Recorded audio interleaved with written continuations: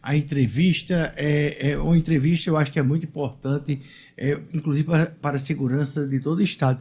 Depois do que acabar o programa, eu convido a você que entrou agora aí no YouTube da 96, quando acabar o programa agora, não é agora não, só depois das 7h30. Você vai lá no YouTube da 96, quando chegar em casa, vá no YouTube da 96, pega lá o programa Metendo a Colher, com Silvio, Sérgio e Ciro Rocha, Papinha, e observe essa entrevista, ela tem que ser ouvida, assistida aí por todos aqui do Rio Grande do Norte. Olha, Marcão, a gente nunca pode, em relação ao assunto aí, a gente nunca pode criticar, nunca, uma medida certa, e essa medida eu considero certo. O aeroporto é uma espécie de amostragem, né? Tá longe de saber, porque tem a parte terrestre, a gente tem uma fronteira com a Paraíba, com o Ceará, e tem uma dúvida, não, do Pernambuco não, Paraíba e Ceará, nós temos também um porto, né? Então assim, tem outras formas de se entrar, mas é alguma coisa para você ter um mapeamento. É um filtro ali, né? É um filtro, Você tem um mapeamento aí de como entra. A gente tá depois, isso ocorre depois de 1 ano e 6 meses praticamente de pandemia. Ao mesmo tempo, eu também entendo que hoje os testes são bem mais fáceis do que era 1 ano e 6 meses, ou era 1 ano. Mas, de qualquer forma, aí, elogiar não deixa de ser uma grande coisa. Isso tem um efeito concreto e não é um dinheiro jogado fora, como, por exemplo, aquele dinheiro que o Estado do Rio Grande do Norte torrou 2 milhões de reais com aquele institutozinho de pesquisa lá do Piauí, que veio uma pesquisa que nunca ninguém olhou. E se olhou, está provado que não cumpriram, que entregaram em fevereiro, e em março a gente começou com a maior crise sanitária aqui do Estado do Rio Grande do Norte. Inclusive, né, Dinarte, essa medida aí já está sendo adotada lá no estado do Ceará, né, para quem entra e para quem sai também. Ó. Boa noite, Gustavo, Marcão, Silvinho, os ouvintes. Eu me lembro que no início da pandemia eu fiz uma matéria que repercutiu bastante no blog do Dinas sobre o aeroporto de Natal ser uma casa, uma porta muito escancarada. Todo mundo que vinha, né, lembrando que a pandemia começou, a circulação do vírus começou obedecendo a um critério econômico. Ele chegou pelos aeroportos, o vírus foi importado, né, de quem estava viajando ali pela Itália, pela Europa. Foram assim que foram reportados os primeiros sintomas. E o aeroporto era uma coisa assim, ao Deus dará. Na época, eu me recordo também que esse papel que o Estado está desempenhando é dever da Anvisa, não é do Estado. E aí a Anvisa, eu lembro que eu procurei a Anvisa me informou que tinha uma barreira sanitária. A barreira sanitária que a Anvisa reportou era uma pessoa, Marcão. Assim, você imagina, né? Beleza que o nosso aeroporto não é um hub, não é um terminal que chegam passageiros a todo instante, mas era assim, uma pessoa para dar conta do mundaréu, né? Imagina uma pessoa para ver um avião todo. Então você veja a fragilidade que era essa barreira sanitária. Aí agora o Estado, eu não sei como é que isso, se tem a participação da Anvisa, mas pelo que eu entendi aí, não tem. O Estado, não, acho que deve ter solicitado ou comunicado à Anvisa, olha, eu vou fazer aqui esse papel porque o papel é seu, você não está fazendo, eu preciso fazer. Mas concordo com o Gustavo. Faz com qual propósito? Qual é a intenção? Eu não sei como é, a essa altura, mapear essas cepas só no aeroporto representa o quê? Por que só no aeroporto? O que é que isso vai nos levar aonde? E também, realmente, passado mais de 1 ano e meio, os recursos para combater a pandemia estão mais fáceis. É mais fácil ter acesso a exame. Um exame hoje, se você for fazer, não é tão mais caro como era lá atrás. Mas eu tenho uma dúvida do ponto de vista sanitário. Por que o aeroporto? Claro, há uma razão óbvia, é um terminal de fluxo de passageiros, mas o momento onde essa coleta e amostragem se encaixa nesse momento em que 75% dos brasileiros já tomaram pelo menos a primeira dose de algum imunizante. Onde é que isso se encaixa?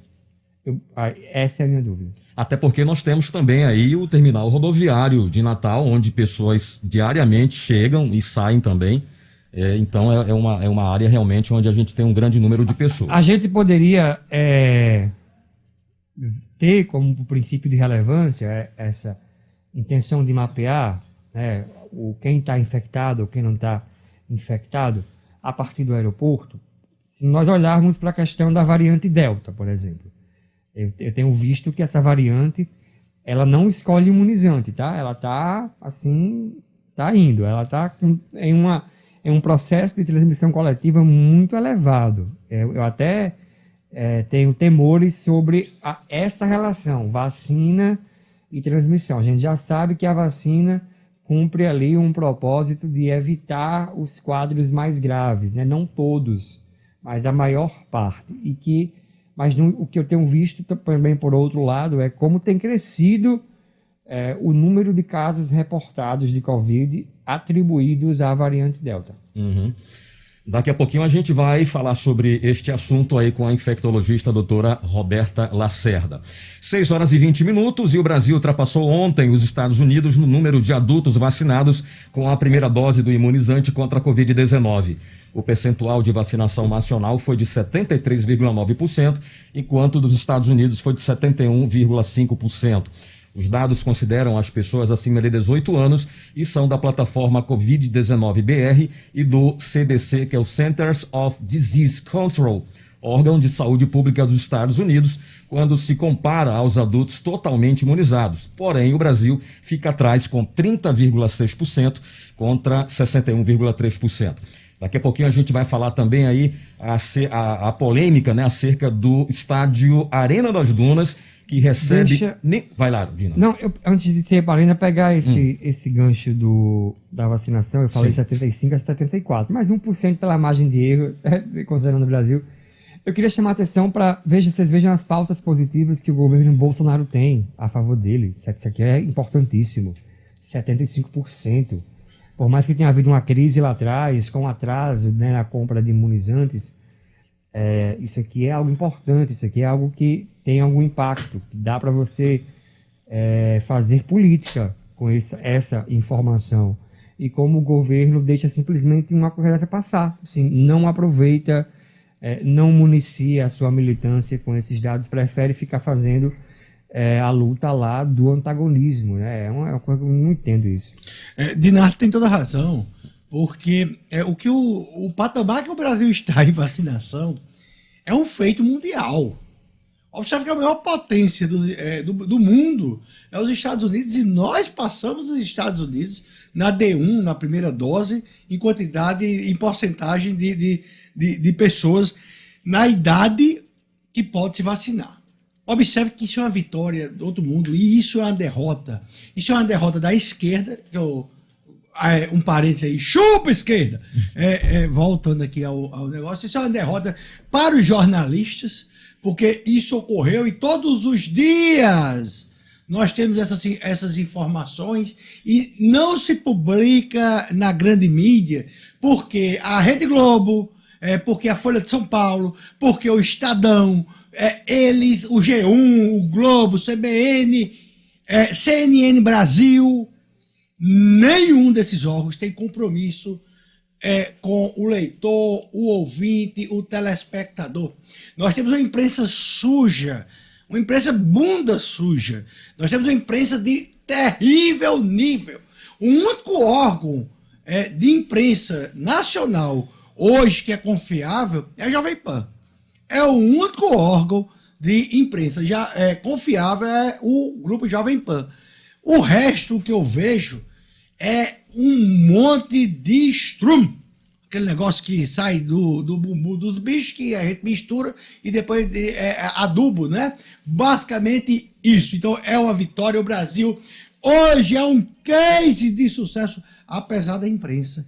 Apesar desse pessoal que fica aí, genocida, sai fora, não sei o quê. Nada disso. Nada disso. O que nós temos, houve um erro do governo. Nós perdemos 45 dias a 60. Isso aí não tem que ser apurado, tem que ser criticado e só. A partir disso, se teve gostando ou não, se teve um levantamento, uma mobilização governamental muito grande. Vocês vejam que todos os dias saía da imprensa, eu vou dar um exemplo de como a imprensa é fuleira. Todos os dias saía na imprensa, e nós tínhamos isso aqui em mãos, todos os dias, a quantidade de Coronavac, de Oxford, de Pfizer, não existia nem Janssen aqui no Brasil. Todos os dias saiu o balanço, Marcão. Você vê mais em algum lugar... Faz tempo que... Lógico, porque, na verdade, a aposta do governo, ele errou de ter botado todas as fichas na Oxford. Ele errou, e aí a Oxford atrasou. Atrasou 30 dias, 45 dias, que deu um resultado ruim. Mas deu esse resultado ruim, principalmente porque as pessoas tomaram Coronavac.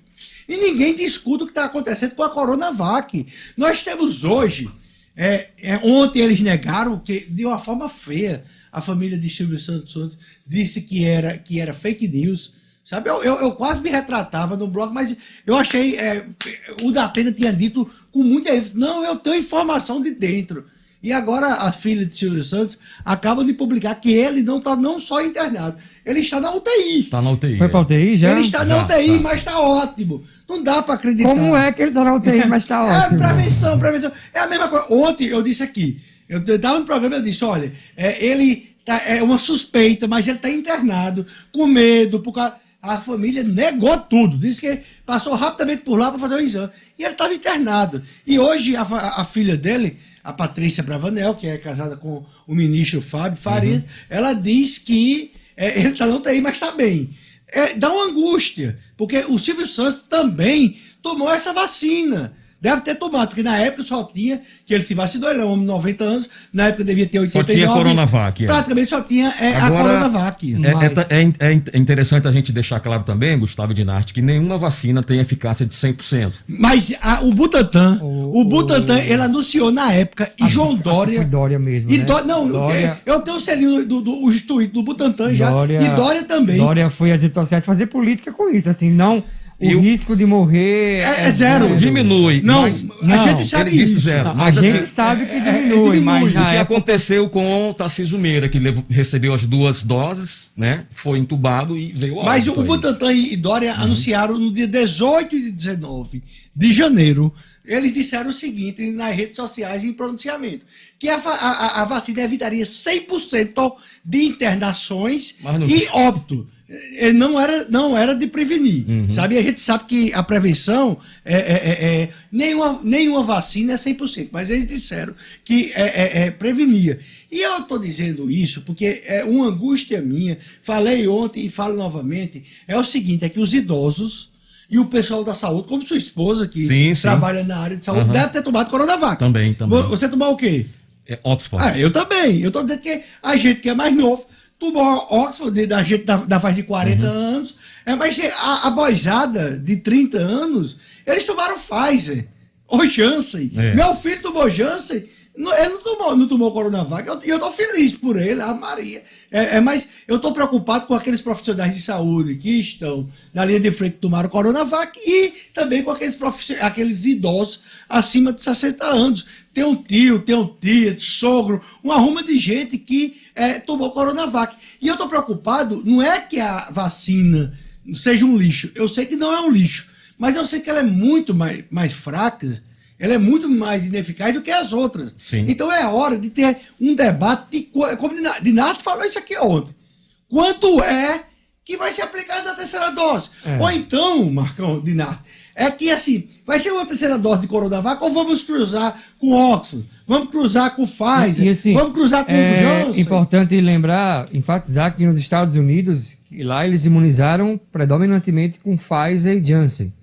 Eles estão convocando as pessoas com baixa imunidade, não baixa imunidade contra a Covid, as pessoas que já têm o sistema imunológico afetado, para tomar uma terceira dose de Pfizer ou a segunda dose de Janssen para reforçar a imunização contra a Covid. Você tem número... Deixa eu só voltar Certo. com relação ainda ao presidente Bolsonaro, porque o que é que ele poderia até utilizar a imprensa nessa briga que ele tem a favor dele.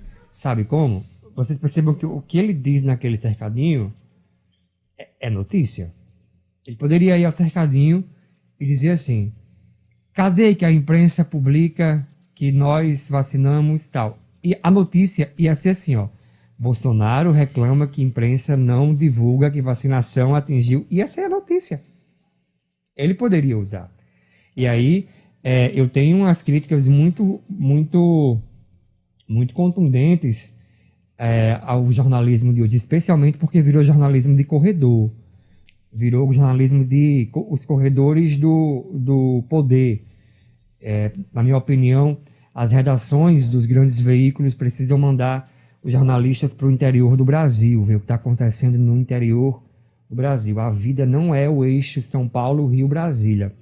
Mas eu tenho que discordar de Gustavo quando ele fala que o nosso jornalismo é uma patifaria, é uma canalice. Estão fazendo o que fazem. Eles vão bater no próximo governo, vão bater no sucessivo. Eu acho que só não é legal a gente achar boa a imprensa que é alinhada com o nosso pensamento. Tem erros lá na Folha? Tem. Na Globo? Tem também. No Estadão? Tem. Mas são veículos necessários. Muitas coisas que acontecem no país, que acontecem nos desdobramentos da vida política, surgem a partir de matérias, especialmente aquelas de caráter investigativo. Olha, Dinati, eu entrei na faculdade de jornalismo em 88 e desde que eu me entendo de profissional, a imprensa bate sempre e não vai mudar. Independente de quem esteja no poder, vai continuar batendo sim, com certeza. Olha, daqui a pouquinho a gente vai falar da polêmica acerca do estádio Arena das Dunas, que recebe mensalmente 2,3 milhões de reais do governo do estado, mas só comprovou 10% das despesas. Agora vamos falar de Nemo Sushi. Vou falar agora de comer e beber bem. O Nemo está resgatando o mais tradicional da culinária japonesa e trazendo pratos inéditos em um novo cardápio que vai surpreender você. Esse novo menu que a Nemo está trazendo para Natal é uma experiência única que vai do sushi tradicional a pratos que misturam sabores. E eu já comecei falando de beber bem, né? Porque além do sushi, o Nemo oferece agora uma carta de drinks inigualável. São coquetéis autorais e clássicos preparados para combinar com a sua escolha do cardápio. Ou seja, é certo que vai agradar. Eu já fui, provei, toda a bancada aqui conhece e estou aqui para aprovar vocês, tá? Nemo, Mar, Fogo e Hashi, um novo conceito em Petrópolis, Natal, Shopping e Shopping Cidade Verde. E siga aí no Instagram, @siganemo. 6h30. Repita 96. 6h30. Eu me lembrei de uma coisa. Eu tenho um assunto extra-pauta que envolve traição, infidelidade, mas assim, é um assunto público já. Mas antes, deixa eu mandar aqui um alô para Gustavo Rocha, que ele entrou no chat me chamando de fácil. Gente, Gustavo tá tirando onda com as pessoas. Gustavo Rocha é um amigo meu, as pessoas não sabem e acham que ele tá falando sério aqui no chat. Então vamos fazer me chamando de fascista. Vamos começar a mandar abraço aqui? Vamos aqui, olha só. Assis Bezerra tá aqui, curtindo o programa Júnior Play. A Fafá Macedo Leles, Gesualdo Biana, João Maria Bezerra, Armando Tavares, Francesa RN, Subtenente Joanildo, Armando Tavares, Fafá Macedo já está aqui, presidente do Fandom do Dinarte. Carmen Lúcia, e com você aí, Dina? Mandar um alô aqui pro subtenente Joanildo de Peixoc, que foi brigar com o Gustavo, achando que ele tava falando sério, porque ele me chamou de fascista, assim, ele achava que eu tava falando sério. O Charles Oliveira, o Alberto Alexandre, a Francesca, a líder do meu fandom, a Fafá Macedo Leles, o Chiquinho Cariello, a Ana Jussara. Aqui no WhatsApp, queria mandar um alô bem especial para a Ocisca Cordolina, a Maria José, o José Alves, a Valéria e a Fernanda Souza. É isso.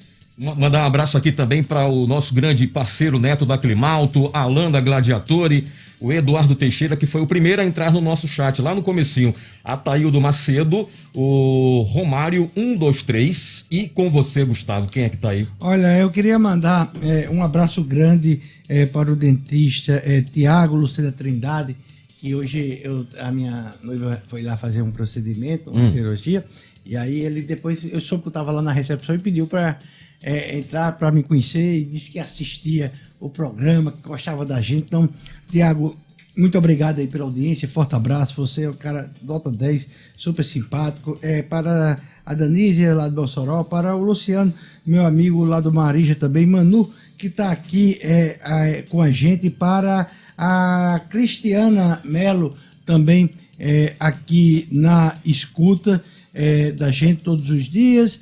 Muito obrigado aí pela audiência. Cristiana está pedindo para eu falar aqui a respeito do pagamento em relação às indenizações de Nath, lá do aeroporto, sabe? Para você ter uma ideia, ainda o pessoal das terras desapropriadas, em 1994, ainda não receberam.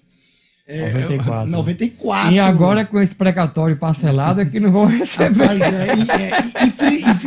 Infelizmente, as coisas no Brasil ocorrem assim. Eu também queria mandar um abraço para Guilherme, que também é dentista, estava lá na sala junto com o Tiago Lucena Trindade. Então, eu queria mandar um abraço para o Guilherme, que também disse que escutava, assistia. Eu disse, vou mandar um abraço para vocês dois hoje. Tudo aí, ele disse, Gustavo, pelo amor de Deus, se a cirurgia não dá... Ele é dentista de primeiro, brincando. Eu disse, mas se a cirurgia não der certo, não vai dizer lá na rádio, não. Eu disse, homem, que besteira é essa? O assunto... extra pauta. Eu não sei se eu deixo pro final. Ciro tá ali. Eita, Ciro já envolve olhou, o quê mesmo? Dá tempo aqui, Ciro, da gente... Chifre? Infidelidade é traição, política. Eu digo isso porque tá público. E isso foi no grupo do pessoal do Rio de Janeiro. E pessoal do Rio de Janeiro, quem é? Vixe. Com o Chico... Chico Alencar? Tá no grupo. A dada hora, eu vou logo contar. Conta. A dada hora, uma pessoa do grupo entrou e postou o seguinte: olá, pessoal. Aqui é a Tati, esposa do Túlio. Túlio é um vereador de Niterói. Estou passando aqui para me despedir do grupo, já que meu casamento acabou. Mas fiquem tranquilos, ele já tem uma substituta. É a Ágata. Isso mesmo, a assessora dele. Que eu sugeri como nome para o cargo. Parabéns, Ágata. Sua estratégia de deixar mordidas e arranhões funcionou bem. Ele é todo seu. Você leva de brinde um enteado que fizemos de maneira planejada, enquanto ele já estava transando com você.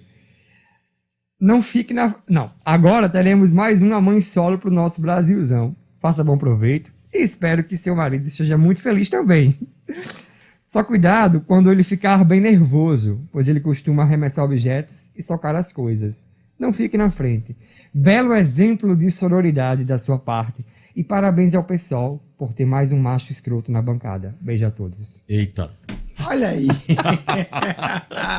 Essas daí gosta de colocar Ficou aí um no ventilador. climão. Só que, qual é a questão?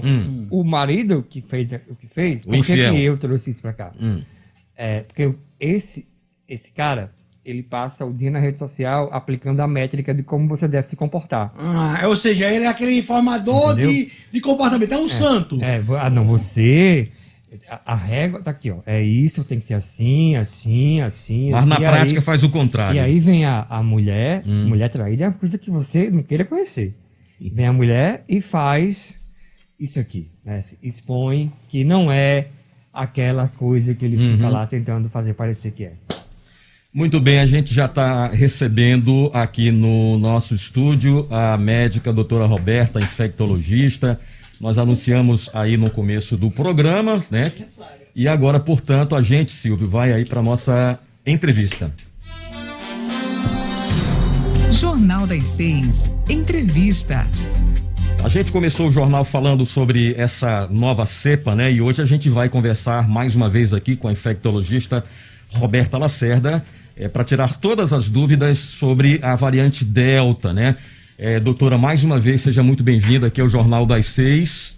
Boa noite, muito obrigada a todos pelo Deixa eu convite. começar fazendo uma pergunta, doutora. Obrigado por Vai lá. boa noite. Boa noite. A gente abriu o programa de hoje contando que o Estado instaurou uma espécie de barreira sanitária no aeroporto, fazer teste suave, quer identificar qual é a variante, né?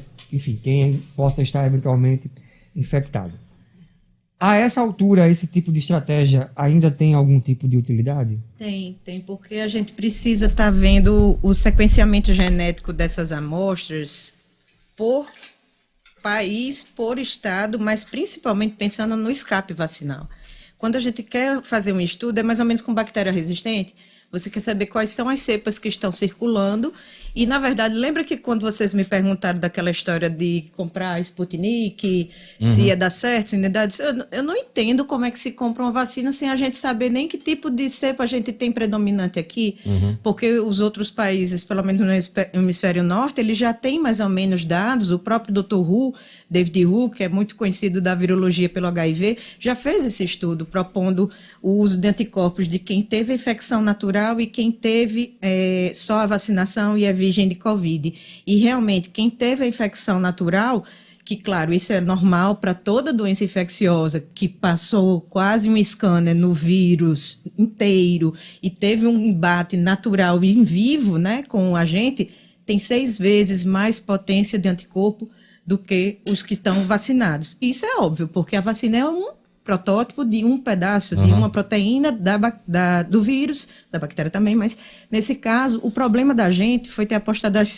todos os ovos numa cesta, porque a plataforma de vacinas, ela foi feita toda dentro da proteína spike, que, claro, é a mais imunogênica, no sentido de produzir maior resposta de anticorpo e capacidade, assim, de gerar uma imunidade de mais tempo, duradoura, de memória, porém, se você tem uma mutação para essa proteína, você fura totalmente, né, a sua possibilidade. Se você tivesse diversificado as plataformas para porções mais restritas, diferentes ou ampliadas, isso teria um outro significado. Por isso a importância de ter o sequenciamento, para eu saber se eu tenho mais P1, que é a nossa, que é a gama, né, ou a delta, ou a beta, que é a da África do Sul, que é a mais perigosa do ponto de vista de escape vacinal, como teve muito estudo com o uso de anticorpo monoclonal, que antigamente, não sei se vocês lembram, de plasma convalescente, quando você tirava o soro de um paciente que já tinha tido a doença e fazia esse tratamento no outro, isso criou uma espécie de pressão seletiva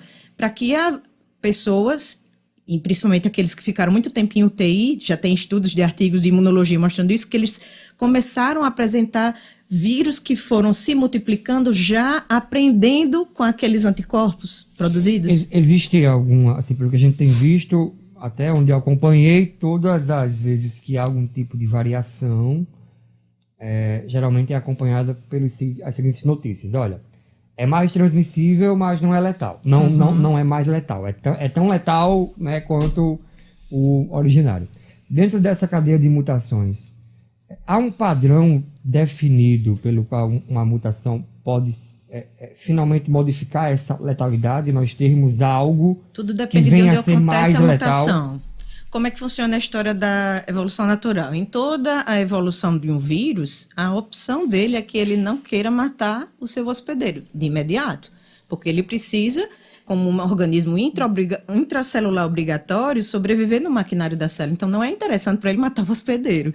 Ele precisa mimetizar aquele ambiente e viver dele até ele se multiplicar e ter grande quantidade de cópias para aí sim destruir a célula. Mas, na cadeia evolutiva, o vírus que vai mais ficar prevalente, a cepa, a variante, é aquela que exatamente for menos virulenta, concorda? Porque se eu sou menos virulento, eu consigo transmitir para mais e mais pessoas e fico mais prevalente. Se eu sou mais agressivo, morre ali e acaba ali. A gente teve a cepa P1, né, ali em surto em Manaus de novembro até fevereiro, de novembro de 2020 a fevereiro de 2021, e a gente viu quanto ela era mais agressiva. As mutações da P1, a gente ainda não viu de forma tão letal, e por isso que o nosso pico de letalidade foi tão maior no primeiro semestre de 2021 do que em 2020. É o que explica esse princípio, a gente não tem, por exemplo, uma pandemia de um vírus como o Ebola, que é muito letal? Sim. E na África, porque também as populações são muito mais erráticas, dispersas. Tinha aquele costume, né, tribal de quando morre-se a pessoa, principalmente quando é um homem que morre, aí a esposa acaba sendo acolhida pelo irmão, cunhado, e com isso, né, nas relações, acabava transmitindo, e aí aquele surto familiar, havia aquela aldeia, muita gente morria, porém, parava por ali. Doutora, tem muita gente perguntando aqui em relação à Delta, se os sintomas dela diferem das demais, assim. Sim. E quais são as principais preocupações aí, né? Eu lembro que a gente está agora quase como um déjà vu de janeiro e fevereiro, quando vocês estavam comentando na rádio, escutando no trânsito, que foi porque o pessoal voltou, né, de carnaval na Europa, hemisfério norte, cadê? Fecha, não fecha? Enfim, é mais ou menos o mesmo quadro daquele do ano passado. Uma síndrome gripal muito simples, como se fosse uma dor de garganta, com muita coriza, aquela coisa de ficar bem chuveirão mesmo, com o líquido saindo pelo nariz, o olho vermelho. Isso confunde muito com os vírus normais que a gente tem nessa época do ano, né? Primavera e tal. Então, adenovírus causa muito isso. Própria influenza, que a gente também está em meio à vacinação. Então, fica complicado e, mais do que nunca, é importante ter esse sequenciamento, porque além de eu ter isso como ferramenta para escolher qual a melhor vacina, que isso vai ser até um norte para compra de próximas plataformas, porque eles vão fazer estudos cada vez mais testando o anticorpo de cada vacina para as variantes. Porque se na Delta a gente já tem escape aí de 40%, 60% de menor eficácia para a de Oxford Pfizer, imagine para as outras. Então, assim, a gente vê a população de Israel... Só nesse ponto aí, doutora Roberta, boa noite, seja bem-vinda. Boa noite. Quais as vacinas que são mais eficazes para essa variante Delta? Até o momento, as que mostraram melhor resposta foram as de adenovírus, a própria Pfizer, mas caindo, digamos, de 90%, que a Pfizer tinha até em torno de 68%, né? Então, o dado de vida real é diferente do dado de ensaio clínico controlado, que você tem uma população, digamos, de 18 a 68 anos. Eu lembro muito disso. No ensaio clínico controlado, você não quer de cara colocar o idoso com alto índice de mortalidade, porque você não quer que ele morra por outro e qualquer evento, além da vacina. Então, você vai testando uma faixa grande da população, mas também não cheia de grandes comorbidades. Geralmente a gente testa primeiro em jovens sem comorbidades, para testar exatamente segurança, para depois ampliar e aí ver com uma população maior, com maior idosos e com comorbidades, a eficácia. E a efetividade, que é o estudo de vida real. A efetividade é o que você consegue produzir de resposta em meio ao número de hospitalizações, redução de óbitos e redução de transmissibilidade. Então, nenhuma dessas vacinas ela impede a transmissibilidade, porque ela não gera o que a gente chama de imunoglobulina A, que é a de mucosa, a região interna, né? O tecido interno de boca, nariz, essa região do respiratório superior.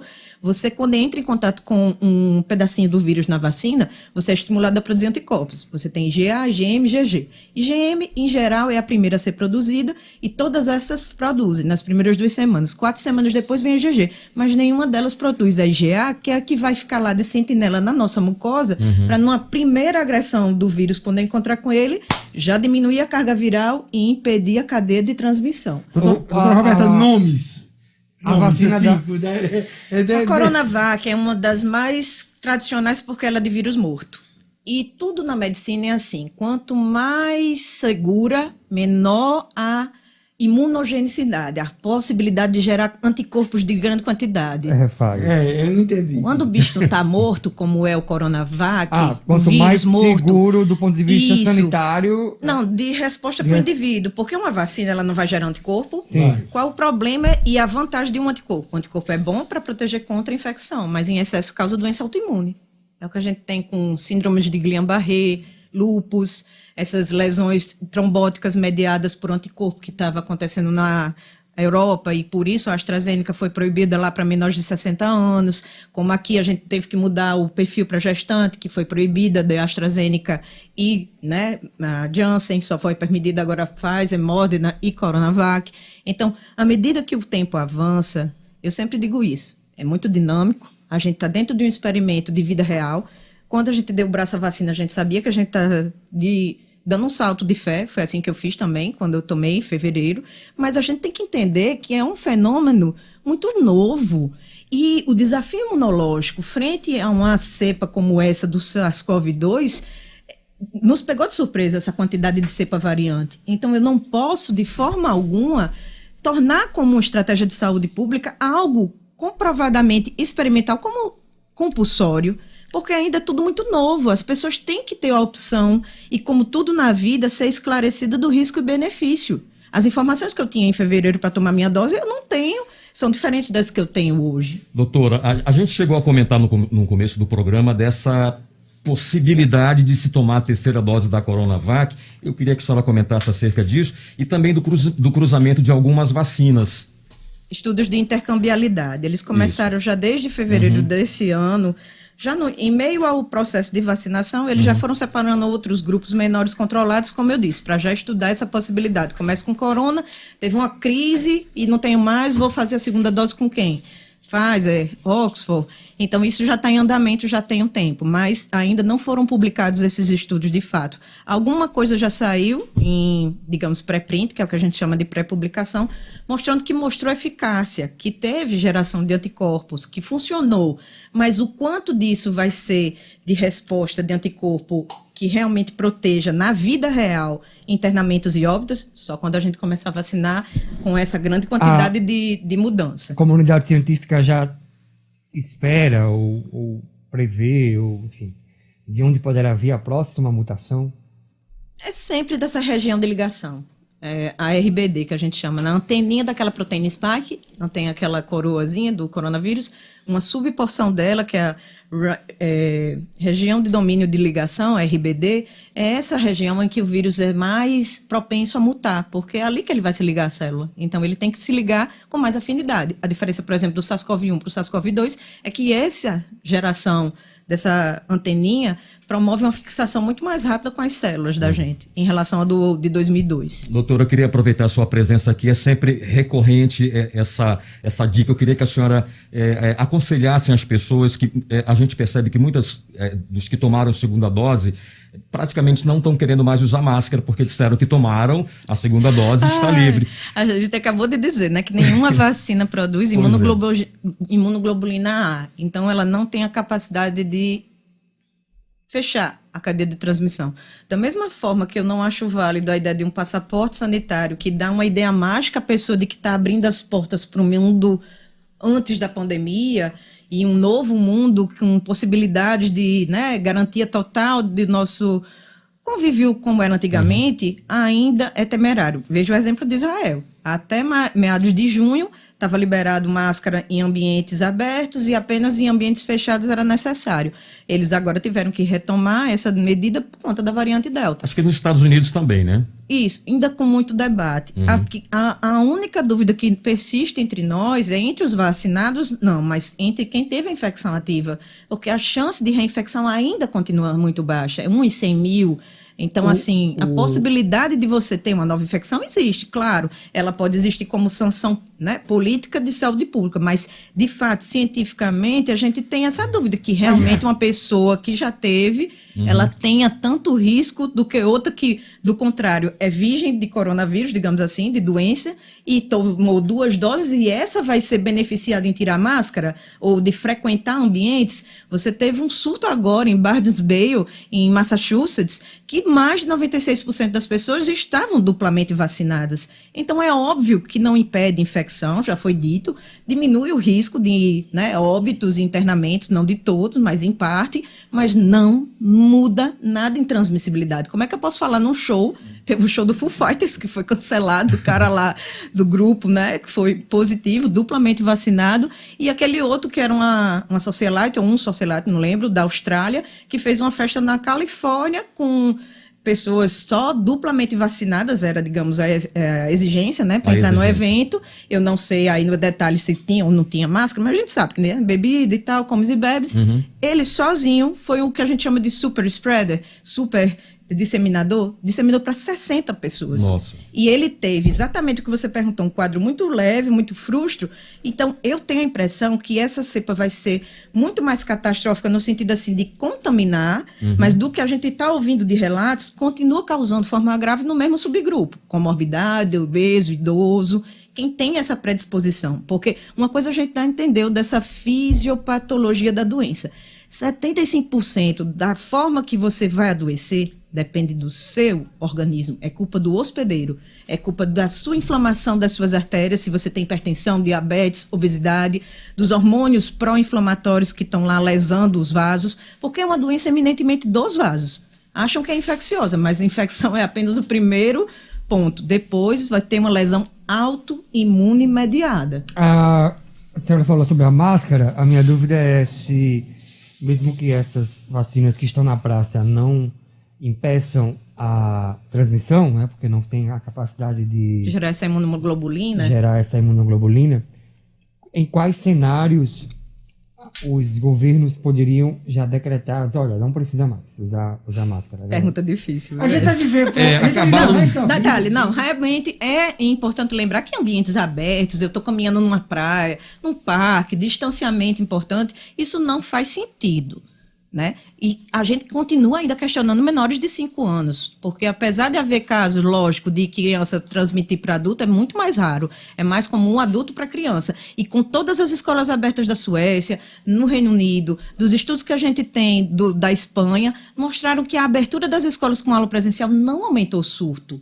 Então, assim, cai por terra esse pseudocientificismo do Brasil de exigir dupla dose para professor, exigir agora uma forma de vacinação em massa em jovens que não tem nenhuma justificativa na literatura. Onde é que eu estou vendo gente jovem com menos de 18 anos internando e morrendo para precisar tomar uma vacina que ainda é em experiência, que não foi estudada nesse subgrupo a contento, são menos de 3 mil adolescentes de 12 a 17 anos que foram vacinados com Pfizer e Moderna, e que nesse subgrupo, para você ter uma ideia, você usa a estatística. Tudo se chama risco-benefício, sempre foi assim na medicina. Eu tenho tratamento de pacientes com HIV. Eu escolho o que eu vou fazer para ele de vacina, o tipo de vacina, e no momento da imunidade dele está melhor ou pior. E lembrando que o idoso, toda essa celeuma com a Coronavac, que realmente teve uma eficácia de vida real de 28% no grupo maior de 70 anos, e esse a gente já esperava, como a plataforma já é esperada que ela pode produzir menos anticorpo, lembrando que o idoso tem um fenômeno natural que a gente chama de imunossenescência. Os linfócitos, que são as células de defesa, estão em menor quantidade e em pior qualidade. Então, ele já vai estar começando a guerra imunológica em desvantagem. Então, não é de surpreender para a gente que estuda isso, entendeu? Era importante fazer uma terceira dose? Tenho dúvidas. Eles já estão fazendo isso em Israel e no Chile. Inclusive, no Chile com troca, né? Eles fizeram Sinovac, Coronavac, e agora vão fazer com... se eu não me engano, Moderna, não me lembro do que eles estavam decidindo, mas ia ser uma intercambiabilidade, não ia ser a mesma. Aí eu pontuo, adianta fazer uma mesma plataforma de vacina para a terceira dose, se eu estou esperando dar um desafio que gere uma imunidade um pouco mais eficaz? E do contrário, do mesmo jeito que uma vacina de vírus morto, que tem uma probabilidade de ser menos potente em gerar anticorpos, é mais segura por não causar efeitos de doença autoimune, a Pfizer já não posso dizer o mesmo. Ela foi muito potente, foi a que mostrou maior eficácia em geração de anticorpo neutralizante, 90% em adulto jovem, porém, no adulto jovem de 12 a 17 anos, a partir da segunda dose, a chance de você ter uma miocardite, uma inflamação no coração, foi de 6 em 100 mil. Isso é muito grave no sentido de que eu não sei qual vai ser a repercussão para um jovem em termos de atividade física, capacidade vital desse coração. Porque muitos dizem, não, mas eles não internaram, ou se internaram foi assim, momentâneo, não chegou a ter óbito. Menos. São 11 mil óbitos hoje no Brasil, no mundo, relacionados a vacinas. A gente ainda está investigando quanto disso é relacionado, mas já se sabe por esse relatório do VAS dos Estados Unidos que 50% dos óbitos aconteceram em 48 horas. E lá se faz muito Pfizer e Moderna. O que eu volto ao raciocínio. Será que existe uma reação de anticorpo amplificada? A gente já viu isso com a dengue. Quando a gente teve estudos para a vacina de dengue, que também é um RNA vírus, infelizmente, quem teve a vacinação ocorreu uma maior propensão à forma hemorrágica da dengue. E com isso, a plataforma de vacina foi zerada, o estudo foi refeito e até hoje a gente ainda está pesquisando sobre isso, como também não se tem para hepatite C nem HIV. A dinâmica da infecção, né? A gente viu... Começou, aí teve um pico, aí baixou. É sempre em ciclos, né? Parece um sino. Aí, final de fevereiro, início de março desse ano, voltou. Novo pico. E agora... Caindo agora a partir de julho. Dá para ficar assim? Tem um período que eu chamo da lua de mel, né? Ano passado foi entre julho e setembro. É porque assim, vem essa baixa combinada com vacinação, embora a transmissão não diminui. O número de mortes caiu consideravelmente. Isso. A minha dúvida é se a gente pode ter que se habituar altos e baixos a picos de transmissão, Sim. mesmo com baixo Sim, número de mortes. porque a gente está vendo exatamente isso. É um fenômeno que ainda não foi explicado, mas se você colocar em vários gráficos do World Data ou do John Hopkins, que coloca lá a faixa de vacinação e o número de casos e o número de óbitos, todos eles vão ter uma redução no número de óbitos, mas após uma vacinação em massa, você tem um aumento do número de casos com um surgimento de uma variante. Foi assim na vacinação da Índia, que começou em meados de janeiro, e em fevereiro surgiu o surto da Delta. Foi assim lá no Reino Unido, com a cepa P1, a variante lá alfa, que foi a primeira que surgiu, com esses usos de anticorpo monoclonal. Então, sempre que existe alguma coisa no ambiente que possa causar uma pressão seletiva para o vírus, que é essa teoria que o Dr. Van der Geek, que está sendo, enfim, rechaçado aí na literatura não, na mídia, de uma forma geral, que coloca professores eméritos, ganhadores do prêmio Nobel, só porque discordam de algumas coisas do mainstream, como pessoas loucas, de teoria da conspiração, ele apenas como virologista alertou. Vacinação em massa, em meio a pandemias, pode levar a um desafio antigênico para que o vírus faça mutações excessivas. E não foi diferente. Doutora, a gente está... Eu queria só fazer uma pergunta, mudando completamente o foco da entrevista. Estou até com medo. Não, mas é extremamente tranquilo. A senhora, fora a guerra da pandemia em si, fora também a luta diária como médica, tratando seus pacientes, a senhora também enfrenta uma guerra midiática aí grande com YouTube, Twitter.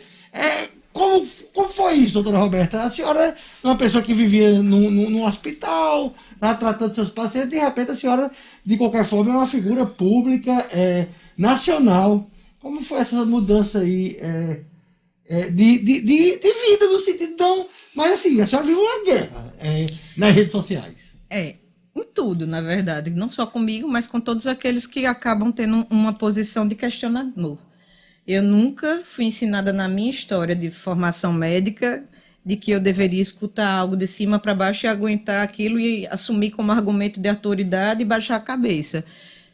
Todo conhecimento científico surge de hipóteses, né? H1, H0, a gente testa, a gente vê o que tem de vida real e o que está ali proposto da Torre de Marfim, da academia, e uma coisa é você estar ali na frente do olho do furacão, na linha de frente, e o colega lá no birô, sentado, conduzindo estudos controlados. A gente acabou de ver grandes quebras de paradigma com isso, porque comparando ao que foi exatamente essa questão midiática e politizada das vacinas, hoje a gente tem dados de vida real, não dá para refutar, não dá para fechar os olhos e dar uma de avestruz. Eu chamo de evidência da conveniência. A senhora chegou a sofrer alguma retaliação de profissional, de colegas? Sempre, mas sempre muito discreto. Essas coisas elas são feitas no bastidor.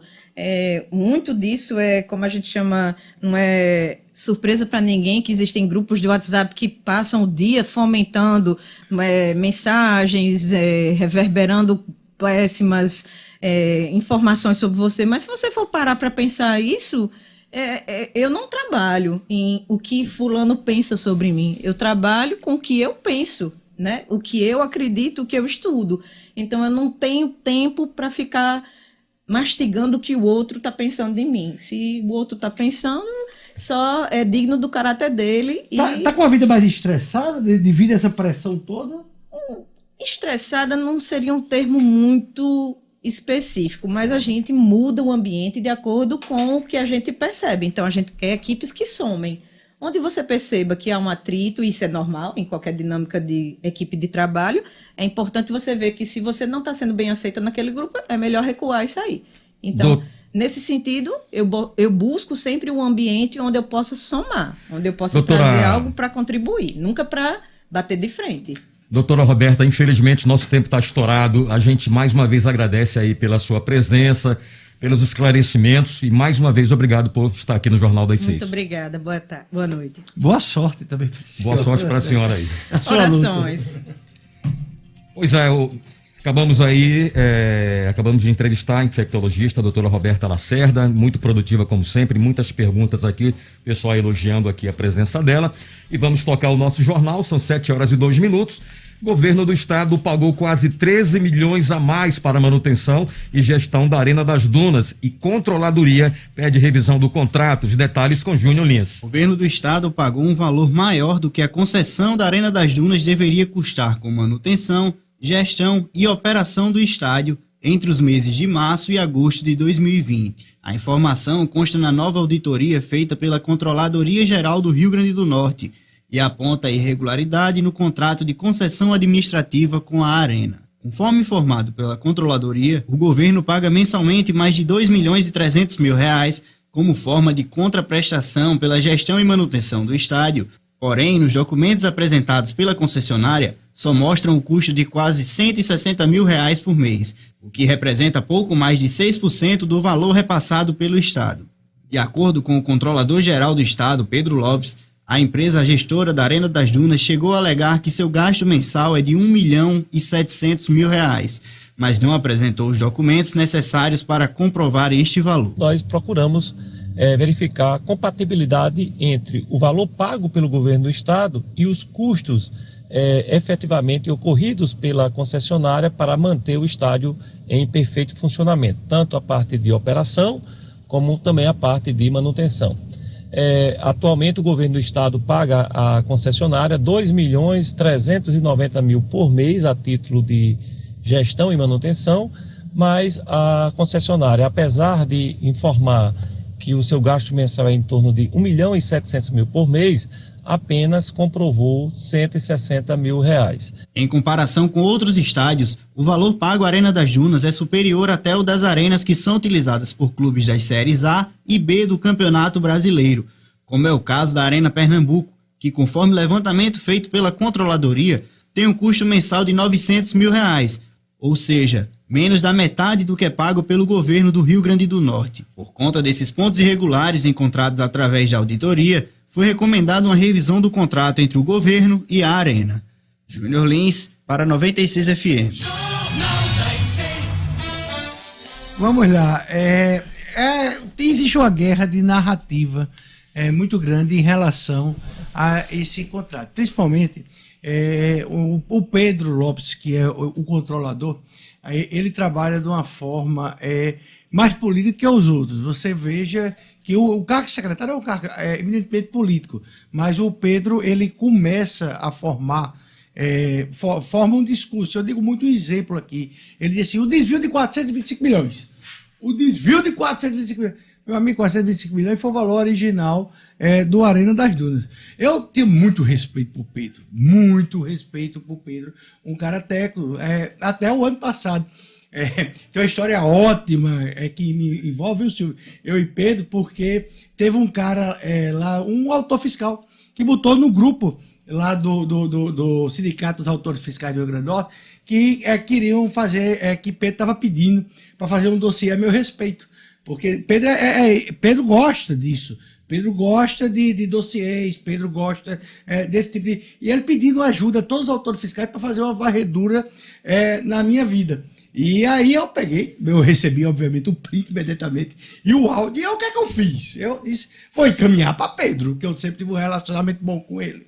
Tranquilo, a gente tem uma convivência, eu era lá do Gabinete Civil, e tem uma convivência muito tranquila com o Pedro. De respeito, tudo ele lá do sindicato, presidente do sindicato, a gente ia lá. Tinha discordância, mas tem muito respeito. Aí Pedro, covardemente, obviamente, que o cara que faz isso vive em uma treva grande. Aí ele ficou desconcertado, porque eu passei e na mesma hora, Silvio, eu liguei. Quando eu vi que ele visualizou, eu liguei, porque acaba mais faz assim. Não fica mandando fazer dossiezinho, não. Pedro, e aí? Sabe? Aí o que é que ele... Olha quem é Pedro Lopes. Diga aqui tranquilamente, é esse o ator principal da CPI do Arena das Dunas, dos 425 milhões. Ele pegou, ele não tinha que se defender como... Ele foi descaracterizar o colega. Assim, olha, não, é um autor fiscal já muito idoso, que é meio cego, a diabetes trata, limita o pensamento dele, tá entendendo? Não leva isso a sério, não. Ou seja, ele é tão assim que ele foi, porque ele pediu, ele mandou. Essa auditoria foi feita a mando de Pedro Lopes, Digo aqui tranquilamente, enquanto que o Pedro, e ele pode vir onde quiser. Se quiser vir aqui segunda-feira se defender e dizer que a história é diferente, também está convidado. Ele que vai ser o artista principal lá da terça-feira, tá entendendo? Então, esse é Pedro Lopes, tá entendendo? Que age dessa forma, manda investigar erradamente, sem competência, no submundo, uma pessoa apenas porque faz o trabalho dela, que sou eu.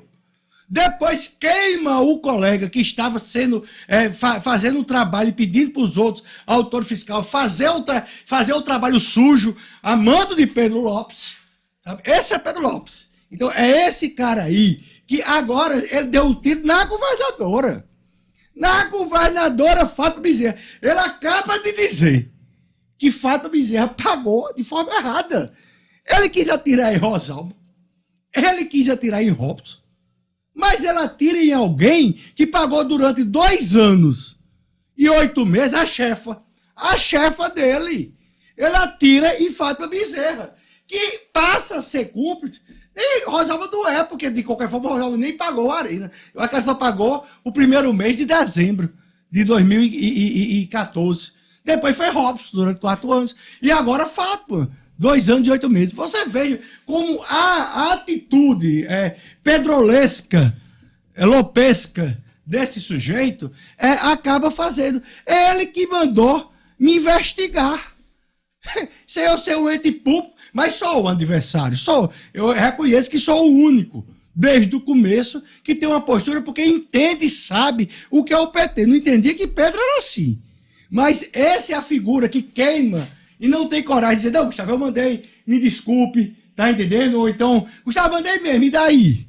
Mas não, ele disse, não, rapaz, é porque assim, não é bem assim, é que trata-se de um auditor idoso, de um auditor que está cego, de um auditor que a diabetes está fazendo problema, você sabe que eu sou doido por você. Por mim, Pedro? Por mim, Pedro? Como eu disse a você, Pedro, tu é covarde. Foi essa minha conversa com ele. Rapaz, você é um covarde, sabe? E é basicamente isso que eu digo assim, é o tipo de pessoa. E aí, talvez seja um dos melhores quadros do governo. Esse é o outro problema. Magnífico, porque também, Marcão, quando você se encosta com um determinado tipo de gente, você fica igual. Não sei se é uma guerra de poder, não sei se é uma vontade de chegar no TCE, não sei se é ciúme de Cadu, eu não sei se é a vontade de aparecer todo jeito, que até assessoria de empresa controlador agora tem, que não tinha, mas ele quer o tempo todo entrar nessa guerra.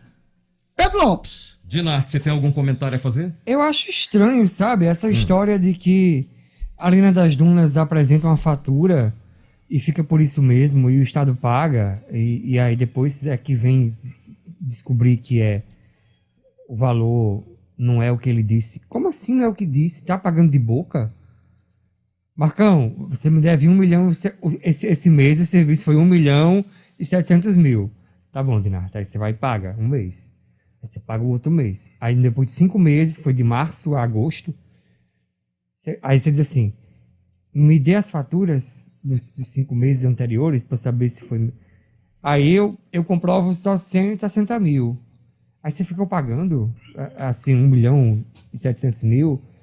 É estranho demais, especialmente porque na administração pública é preto no branco.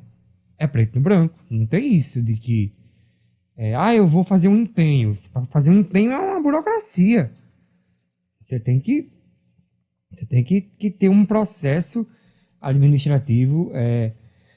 muito, muito bem embasado. Como é isso? Que o Estado pagou?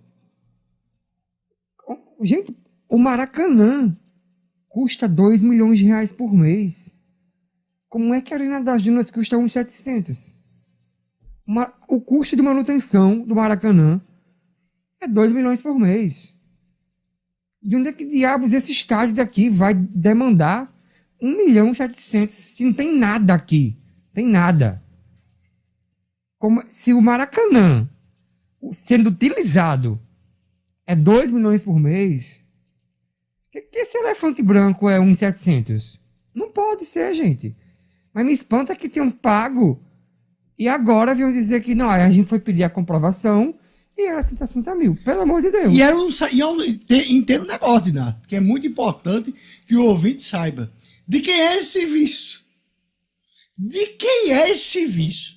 De assinar, não essa, mas todas as compras do governo. Quando você está no processo de pagamento, Marcão, em um dado momento vai para a controladoria, o controlador e o geral e os outros controladores assinam que está tudo correto e volta para a secretaria. Isso vale para agricultura, isso vale para ação social, infraestrutura, saúde, administração, todos. E onde é que esse povo estava? É isso que eu disse. Uma das mais graves acusações à governadora Fátima Bezerra, pessoal, partiu desse controlador. Partiu de Pedro. Ele tá, observe, se a gente tem que pegar o Arena das Dunas, ele tá desde dezembro de 2014 sendo pago pelo Estado. Então, aí nós estamos demandando 24 com 8 dá 32, 33 meses que se paga o Arena das Dunas. Não é mais, homem? E aí, ixi, Maria, são 11 milhões. Não, Ave Maria, eu sou bechalhado. Calma, 12 vezes 4 dá 48, 48 mais 32 dá quanto? 80 com 1, 81. Na verdade são 81 meses. 81 meses. 81 avos, a culpa é de Rosalba. 48 avos, a culpa é de Robson. E do controlador também, das pessoas. Mas e o resto? Os outros 32 é de Pedro. É de Fátima, mas é de Pedro. Onde é que Pedro... Sabe por que é o problema, Marcão? Que Pedro estava me investigando. Devia estar investigando a B, devia estar despachando com a assessora de imprensa dele. Tá entendendo? Ele devia estar atrás de uma forma de aparecer. E não fez o dever de casa. Porque esse valor a mais, Fátima pagou. E quem controla isso? O novo controlador não é controlador da vida de Gustavo, ou de A, de B, ou de adversário, não. Controlador geral do Estado, mas não das pessoas. Do ente público Estado. Com aquela voz mansa, com aquele jeito, ele deu um tiro no pé. Pedro, você tava me investigando. Você tava atrás de mim e pagando 2 milhões, por mês. A Arena das Dunas, ela é um assunto que ela rende muita coisa. Assim, pra onde você olhar, você encontra coisa. Tem coisa criminal, tem coisa na esfera penal. A mais recente denúncia foi de corrupção e lavagem de dinheiro, né? Agora, em dezembro aqui, 2020, contra a ex-governadora e o marido, mais Demétrio Torres, 14 milhões. Mas assim, para onde você olhar, você vê coisa feia. Mas realmente me espanta, sabe? Assim, que saia um relatório da Control, basicamente contando isso aí que a Chavo disse, que ela não fez o trabalho. Como é que você paga? Como é que você paga um negócio, aí 5 meses depois vem dizer que não mais a gente verificou que era só 100 e tantos mil. Não, gente, não dá, não. Não. Esse assunto dá um jornal inteiro. A gente, em outros momentos, vai conversar mais uma vez a respeito aí. Vamos falar agora do Show Automall, Silvio? Olha, você e seu pai merecem um carro seminovo no Show Automall. É a promoção Pai, promoção Agosto imperdível. Você compra um seminovo no maior estoque do estado com taxas a partir de 0,70% ao mês. Compre seu seminovo e pague a primeira parcela só no 13º. Vem para o Show Automall. Oferecimento Safra Financiamentos. Promoção válida até agosto de 2021. Crédito sujeito à aprovação. 7h16. Repita 96. 7h16.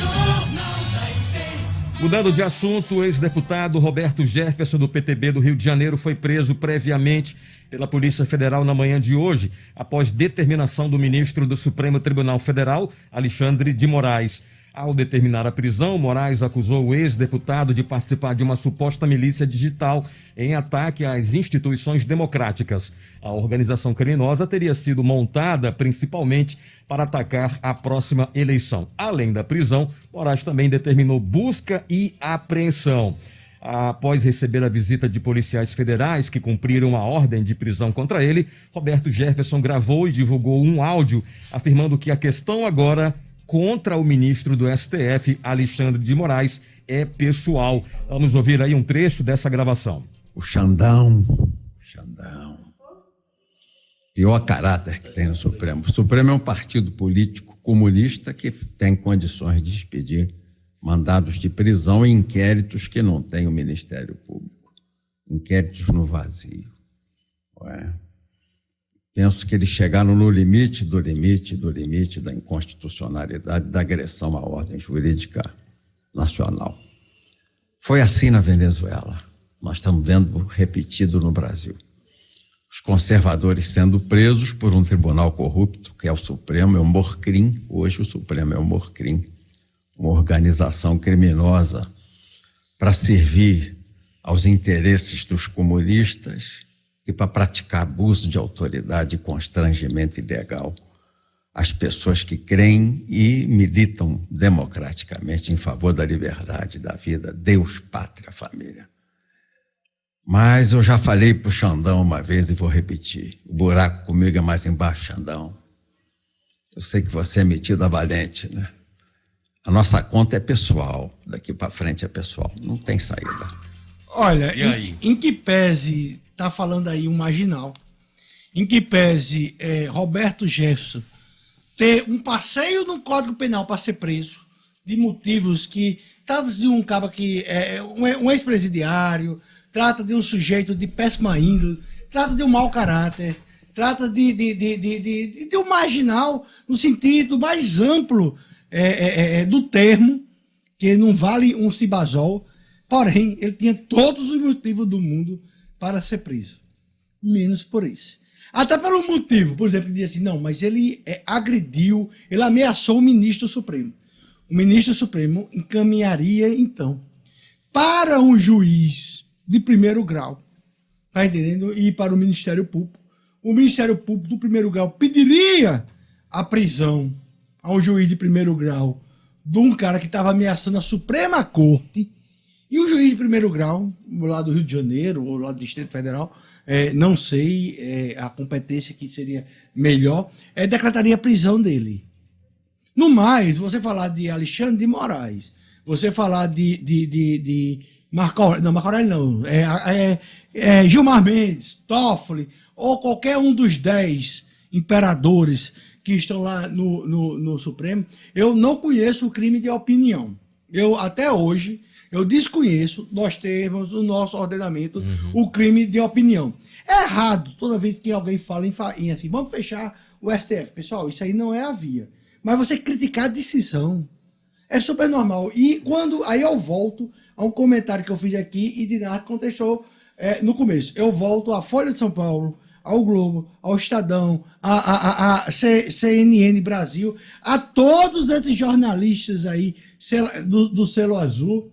Esse pessoal que está batendo palma para a prisão do Jefferson, amanhã eles podem estar presos também, inclusive eu, você, Dinardo, Silvinho, porque a gente tem algo caro que não podemos abrir a liberdade, que nem que tem um Pedro Lopes, uma Fátima ou um Alexandre de Moraes, é a nossa liberdade de expressão e de opinião. O Roberto Jefferson é um marginal, é um bandido.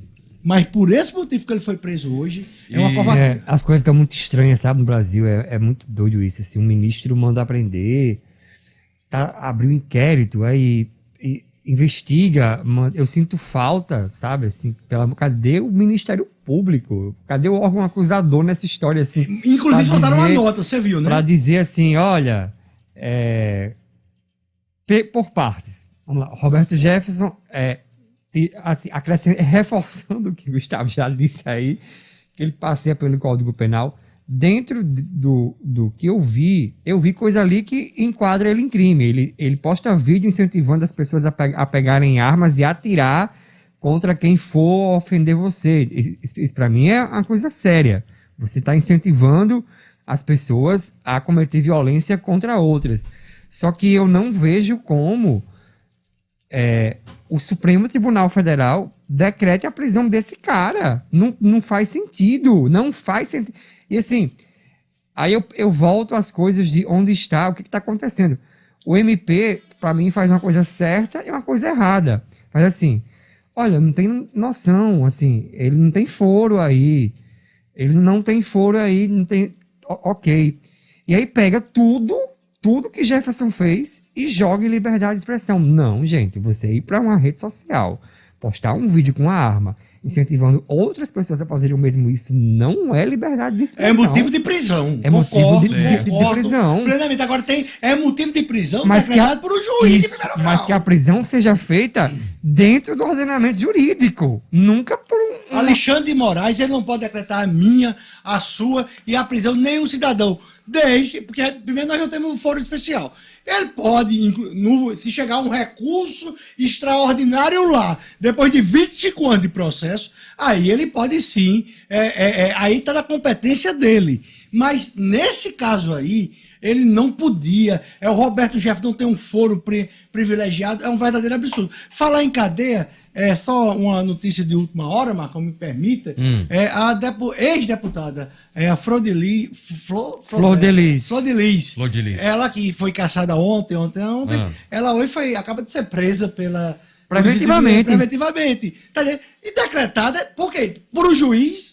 De primeiro grau. De primeiro grau, lógico. Sabe? Olha, sobre esse assunto aí do ex-deputado, a Procuradoria-Geral da República afirmou que a prisão do ex-deputado federal representa uma censura prévia à liberdade de expressão. O ministro Alexandre de Moraes, do Supremo Tribunal Federal, disse hoje, por meio de nota, que a Procuradoria-Geral não se manifestou no prazo devido sobre a prisão do ex-deputado e presidente do PTB, Roberto Jefferson. Já o Procurador-Geral da República, Augusto Aras, publicou nota contestando a informação de que o órgão não teria se manifestado sobre a prisão do Roberto Jefferson.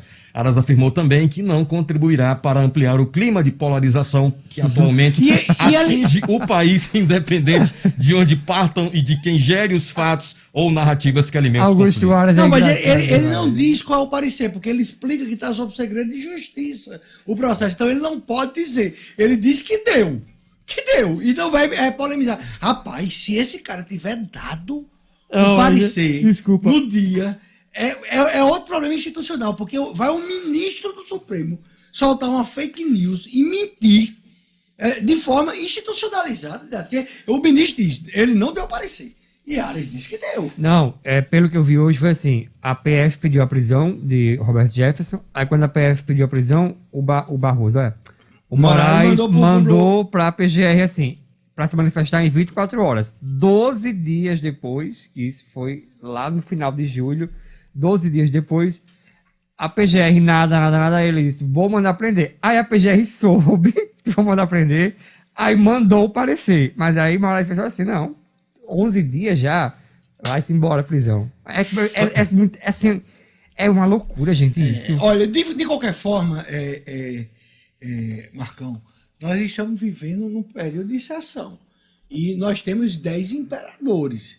Essa atitude do Alexandre, em que pese Roberto Jefferson um marginal. O marginal é um absurdo sem tamanho. Eu repito novamente. O Globo, G1, Folha, Estadão, eles estão sendo cúmplices de um golpe a não denunciar esse escracho constitucional que foi essa decretação da prisão. Muito bem, 7h26, vamos agora falar sobre o Sebrae, Silvio Henrique.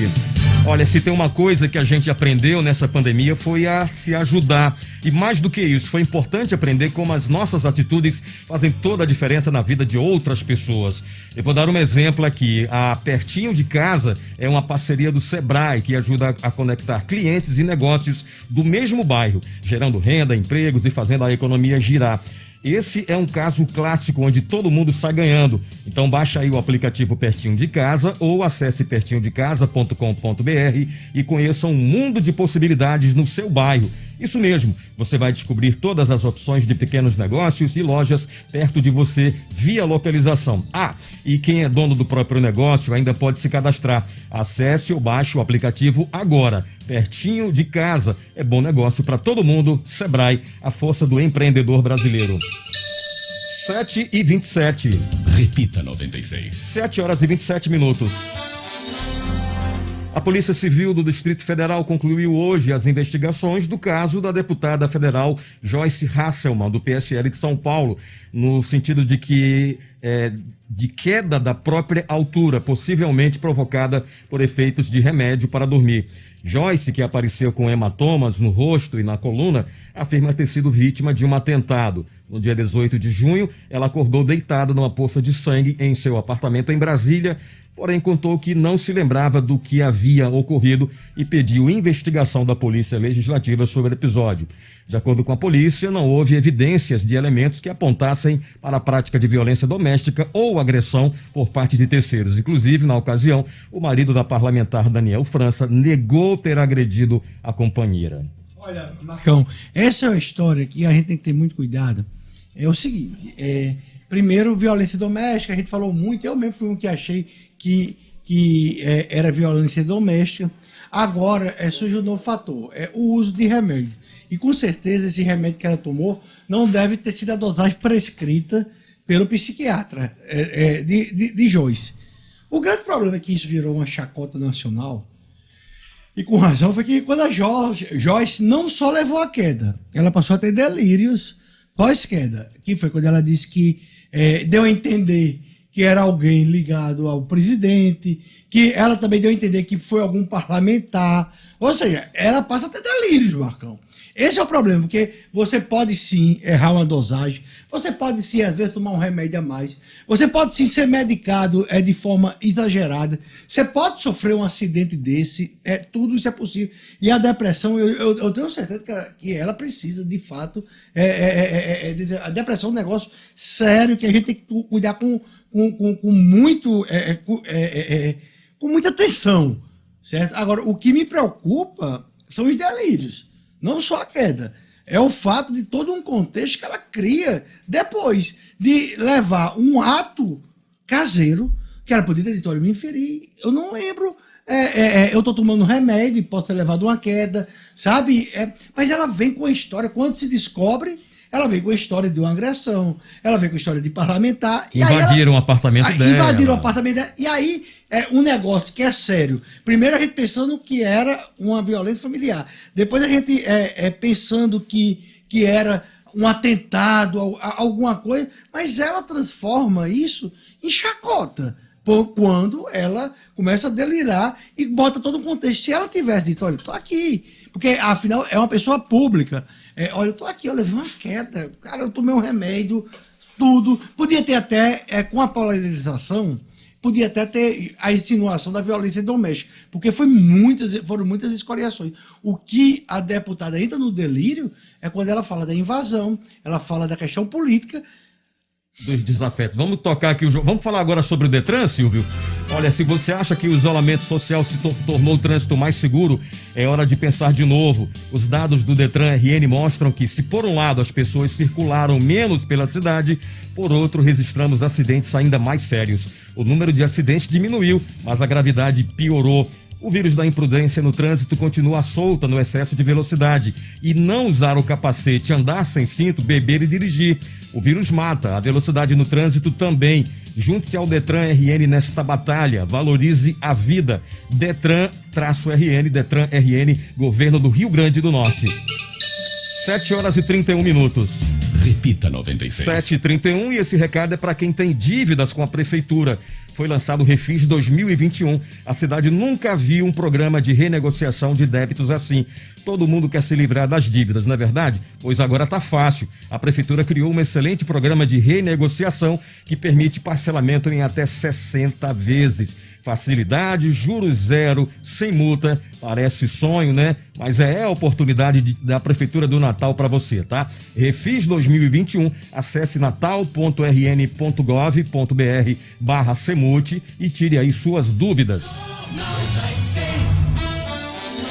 O secretário especial do Tesouro e do Orçamento do Ministério da Economia, Bruno Funchal, informou hoje que o reajuste de 50% no benefício do Bolsa Família e o aumento no número de beneficiados para cerca de 17 milhões, conforme plano do governo federal, custará entre 26 bilhões a 28 bilhões de reais a mais em 2022.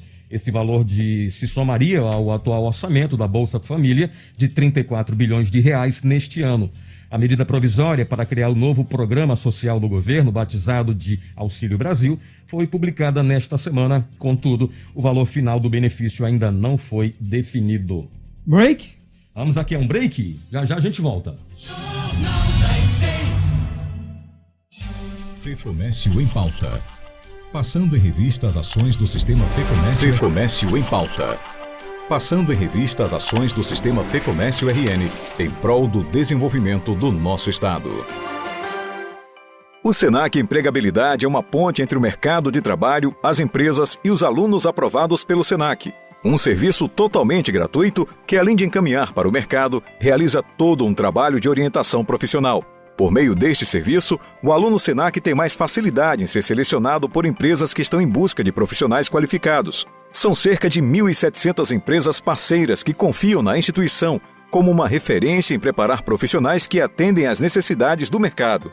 Por ano, são cerca de 1.000 ex-alunos selecionados e encaminhados para ocupar vagas de emprego nos segmentos de comércio de bens, serviços e turismo do Estado, como explica a coordenadora Patrícia Martins. As empresas interessadas em participar cadastram suas vagas no portal do Senac Empregabilidade e os currículos dos alunos serão selecionados e encaminhados às empresas para participarem do processo seletivo. O Senac Empregabilidade existe há mais de 10 anos e hoje nós temos cerca de 13.000 ex-alunos encaminhados ao mercado de trabalho. Sistema Fecomércio RN, Sesc e Senac, trabalhando pelo desenvolvimento do Rio Grande do Norte e do seu povo. Fecomércio em Pauta. Passando em revista as ações do Sistema Fecomércio RN em prol do desenvolvimento do nosso Estado.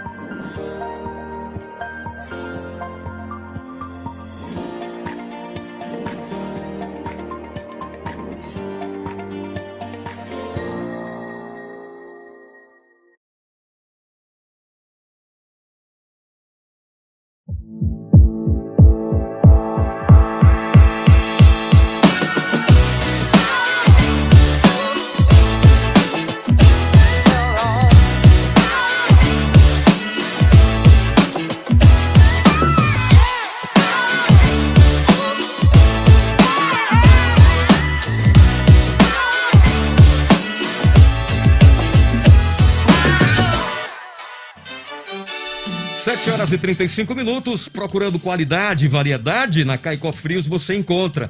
Temos tudo em laticínios, carnes, panificação, bebidas, frios, temperos, frutas, verduras e muito mais. Além disso, a Caicó Frios é a distribuidora exclusiva de grandes marcas, como Maquem, Nutribás, Nat e Orolac. Confira as promoções relâmpagos para amanhã, sexta-feira, para hoje, né, no caso aí.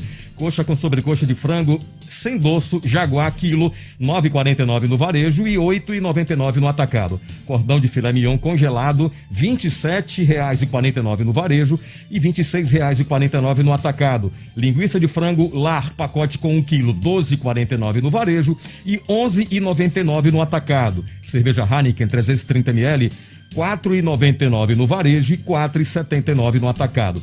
Aceitamos todos os cartões de crédito, débito e pagamento via Pix.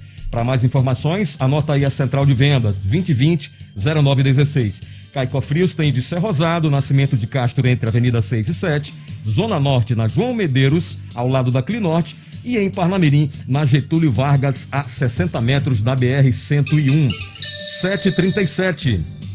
Repita 96. 7h37, a segunda edição do nosso Bazar Afonso Pena está todo vapor. As lojas Dona, Graciosa e Palone Design se juntaram novamente e estão com descontos de até 80% em peças super selecionadas, como Ricardo Almeida, Dona, Shoes, Dior, Tom Ford, Marc Jacobs, né?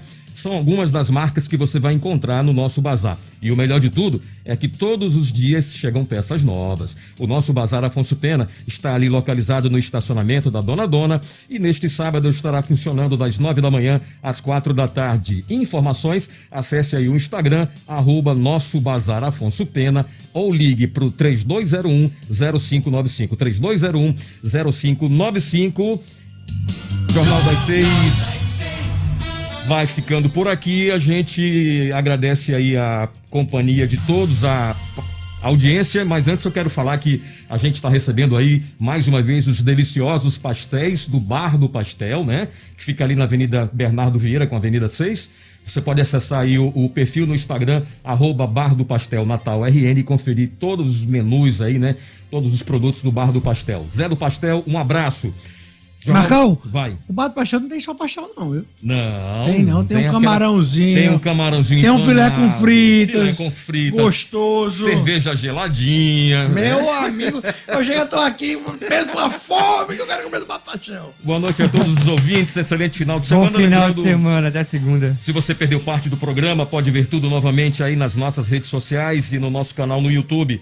Obrigado, Gustavo Negreiros, Dinarte, Assunção, Ciro Marques, Silvio Henrique, Beatriz Leão, Bia Bezerra, Júnior Lins, Gil Boy e Bill Boy. A gente volta segunda. Boa noite a todos. Até lá. A 96 apresentou Jornal das 6, com Enio Cinedino, Gustavo Negreiros e Dinarte Assunção. Redação Ciro Marques e Beatriz Leão. Jornal das 6. Oferecimento. Promoção de frutas e verduras todas terças e quartas-feiras só na Caicó Frios. Caicó Frios, de Ser Rosado, Zona Norte e Parnamirim. Nemo, Mar, Fogo e Hashi. Um novo conceito em Petrópolis, Natal Shopping e Shopping Cidade Verde. No Instagram, @Siga Nemo.